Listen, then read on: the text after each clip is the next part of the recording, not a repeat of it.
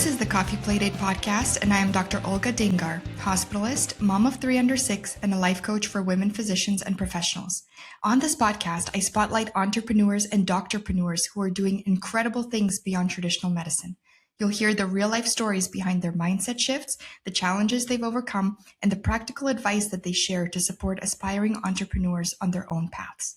Welcome to the Coffee Playdate podcast. I have a very special guest with me today, Dr. Takashi Nakamura. Welcome. Hey, thanks for having me, Olga. It's great for you to be here with us today. I want to ask you, how do you like your coffee? I like my coffee black these days. And while I used to make coffee and I drink it, before it used to be with soy milk, now I think I just like the convenient way. And I'll get it in a can or I'll get it in a bottle. If it's not this, it's like a Starbucks, the big Starbucks bottle. Now I just pour myself some every morning. And do you have one coffee a day? I have 1 cup a day. Nice. It goes into this actually though, my Aulani. It just keeps it cold.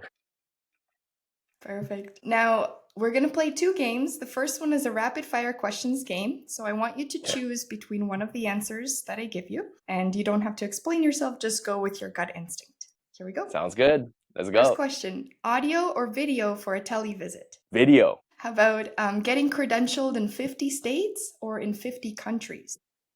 Oh my gosh. I only know 50 states, so we'll go to 50 states. How about negotiating contracts or advising digital health companies? Can I say both? I love both, but I'll say advising. I'd say advising digital health companies. I just love, I'm not explaining, love the growth. And the last question is teaching physicians or connecting them with healthcare startups? But, we'll go teaching physicians. Very good. So now we're going to play our Take a Sip game. Same concept, but we're both answering the questions. And if our questions match, we take a sip from our coffee cups. Sounds good. I'm ready. First question. Would you rather lead a solo project or lead a team? Team. Me too. Lead a team. Okay. Phew. By the way, there's no right or wrong. Just go with the... I just want to be in it with you together and have a sip. Next question. Geographic or time freedom? Time freedom. Time. Yeah. Next one. Traveling to a remote island or to a busy city with your family? Busy city with my family. I'd have to go with a remote island. Well, that's not fair. I'm in Hawaii. I'm here all the time. That's true. And the last question is hiking in a tropical rainforest or up a volcano? Volcano. A tropical rainforest. Oh, shucks, I gotta put that down. Although we did hike up an active volcano in Guatemala, and it was really scary, actually. So I don't think I'm gonna do that again. Oh, no wonder. You that was one that I haven't done. The Big Island, has active volcano, but I remember going there a couple of times in my life, and it was never active. So I think it's a little bit. It's on my bucket list. So that's why I chose that. Perfect. So I want you to tell us a little bit about yourself, Takashi. Yeah, sure. So I was born in Japan. My name is Takashi Nakamura. It's fully Japanese. It's like a John Smith in Japan, by the way. Raised in Hawaii, been here since I was 2 years old. Went off to med school and emergency medicine residency off in the mainland. Came back home to Hawaii in 2014. I've been at a level 1 trauma center pretty much since then. I did leave the ER. It's been about 5 years now. But what I did was I wanted to spend more time with my family. That really was it. I wanted to make the same income or more and spend more time with my family. My daughter was getting older, and here in Hawaii, she started getting into hula and doing some other extracurricular activities, and I wanted to be present for that. So I got into telemedicine just to see if I can try to give away some of my ER shifts every month. And it started off with doing a little bit of telemedicine and trying to give away maybe about 1 to 3 shifts per month, to going really all in, getting licensed, multi-licensed. And when I say multi-licensed, I mean nationally licensed. So being in Hawaii, I found that a lot of people could use my services in the middle of the night. Yeah. I was taking care of patients, really evening my time, but in the middle of the night in the mainland. And so what I did was I got nationally licensed in 50 states in DC, and started doing evening shifts for a lot of telehealth companies. And really that kind of started this journey into like leveraging licenses and learning what telemedicine and digital health is, more than just like urgent care and primary care and kind of remote ER care type of things that I was comfortable with initially. but getting into other types of services and treatments. And I learned so much, not just from a clinical standpoint, but doing administrative things and executive things and helping startups grow. And I had so much doing that, I ended up just leaving the ER. I think I was like 8 months in, actually. It wasn't that long. I was 8 months in doing telemedicine, just going all in and learning so many things and having all these opportunities. And yeah, after 8 months, I put in my 6 month notice. Wow, that's incredible. It sounds like you were doing a lot of this on your own initially, but did you kind of have a system in place or a team in place as you moved forward? Well, it's interesting. When I first did this, when I got licensed in 50 states in DC, people started connecting with me, and I learned that there were only about 50-ish doctors out there in the entire country who are licensed in the entire country, right? And so Mm. it was a small community of people. So I reached out to them, they reached out to me. We all kind of got to know each other. And so we kind of created a community of doctors who were licensed in, I would say about 40 states or more, and just spoke of opportunities and kind of shared in some of the things that we were doing. And then eventually I met a person, a senior, and we were doing um, a women's health company. We're working for a women's health company fractionally together, and we just kind of clicked. I reached out to him and got to know him a little bit, and I convinced him to get licensed in 50 states in DC. And so he did. And then we would kind of share ideas and talk about how we have such a cool life, and we have what we thought was like the best kept secret for physicians. We could like just be very nomadic and work fractionally and kind of do this as our own business. And not just clinically, we started doing asynchronous work clinically, but also like working at the administrative level, and again, helping startups grow, doing some advisorships, and we're starting to get equity from companies and really some neat things. And we said, there's so much opportunity out there for not just, again, clinical, but leadership roles. We should probably start something. And then we joined the mastermind, another community of like-minded physicians who are entrepreneurial. And that's when we made the decision, let's just create this course, this academy. We want to teach physicians how to do digital health and telemedicine like we do. And we went out looking for a beta group of 25 people.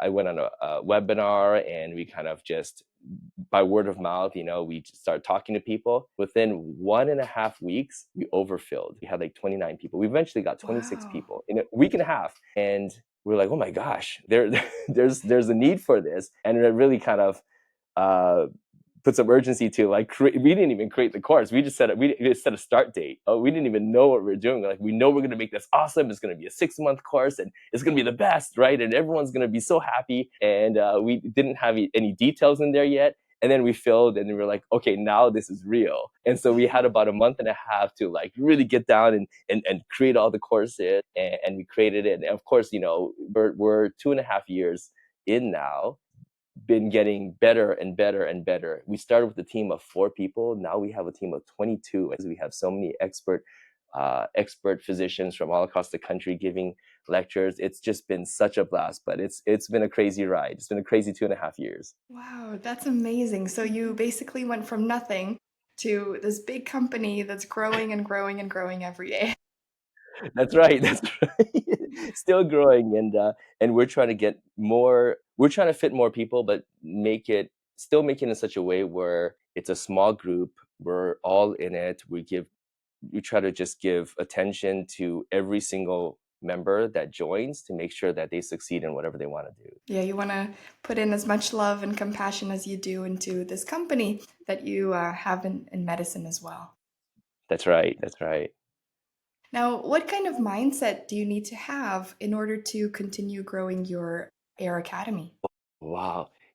I think for as long as I feel that I'm doing the right thing and I'm taking care of my community, my people, my friends, my colleagues, then I think I can do this forever. I think the moment you start thinking about other types of things, like the business side of things, the things that we're really not by nature, right? I'm a doctor. I'm a good person first. I want to take care of people. And I think as long as we feel like that, I can go on, and I can do this for a long time. But when you start thinking about like growth, and that's where a lot of the stress comes in. And don't get me wrong, I do think about those types of things with other companies as we grow. And we do have a staffing company, and that's all we're thinking about is like how we're going to succeed as a company, how we're going to grow. You put your CEO hat on. and there's a different kind of mindset and there's a different mission. But in terms of this academy, I just want to take care of people. I think that's really what makes it all worth it for me. Yeah, that's definitely one thing that I've also wanted to give back to my community and be able to be a great life coach for women physicians and professionals, because there's so much potential. People can do so much more outside of their W-2 job. Not to say like you don't have to quit your W-2 job, but you can do other things that would really feel fulfilling for you. That's right. That's right. I think so many people, us doctors, we're so used to having like a straight path and knowing what's going to happen. Everyone already has their retirement set, and they just need to keep walking straight in that path. And what we're doing is disrupting that. So I do feel, we feel that it's so much better on the other side. If you can Yeah, control a little bit more of your time, your freedom, be able to be a little bit more remote, spend more time and be more present with your family and your loved ones. But I think getting them to realize that is really, it's challenging, but it's very, very rewarding on the other end when they do see that. absolutely. Now, what is one personal investment that you've made that has created a ripple effect, whether that's investing your time, your money, your energy, whatever it is, but something that has had a really big ripple effect? Investing in people, and getting to meet you, Olga, getting to meet people in these types of communities, these conferences, retreats, just getting face to face with them, because we're on the computer, we're all at work in the clinic. I'm always on Zoom these days, but just getting out and getting face to face with people, having a coffee with them, you know what I mean? Like this. I think this is as good as it gets Yeah. here, though. But cheers. Cheers. But I do think that investing in myself and in people and just getting close to people, that's been the most rewarding for me, because it's the connections that we make. It's the connections I've made up to this point that's made me as successful as I've been. Yeah, there's so much value in community. I 100% believe in that as well. And now, Takashi, is there a challenge that you faced, and would you be able to share how you overcame that challenge? Yeah, I think we face challenges every day. My partner and I talk about it all the time. We are the CEOs of companies, and we are the CEOs of our own life. And so being a CEO means making difficult decisions every single day and trying to make the right decision every day. And I think I remember hearing this from Tony Robbins, in one of his things. He was like, if you are conflicted, if you don't know what to do, there's a brain that's telling you something, there's a heart that's telling you something else. Choose your heart. And I'm the guy that always Mm, chooses the heart. yes. The heart is much more important than the brain. No, I'm just kidding. No, we need the brain. We definitely need the brain to keep things going. But the brain's always going to say things like, no, no, what ifs. It is gonna, it's gonna bring all this doubt and things. And then you just go. If you go with your heart, you can't go wrong. Exactly. I think it's important to stay true to your purpose, know your why, and really do things from a place where you can put all of your good energy into whatever project or whatever business you're taking on. It's important. Of course, the brain is going to tell us you're going to face rejection, you're going to face this and that, and all of these limiting beliefs are going to start coming up. But it's important to follow your heart, like you said. Totally, 100%. And on that note, do you have any advice for anyone who's starting out in a similar space as you? I think just go for it. A lot of people kind of put a ceiling on themselves, and they're just kind of trying to reach toward that ceiling, but they don't realize that the ceiling can get higher. If you think that you can do it, you can do it. You just got to put effort. You can do it. If you think you can't do it, you're not going to be able to do it. It really starts with the mindset. If it's possible, you can do it, and just go for it. Yeah, take action. Hmm. Simple as that. Perfect.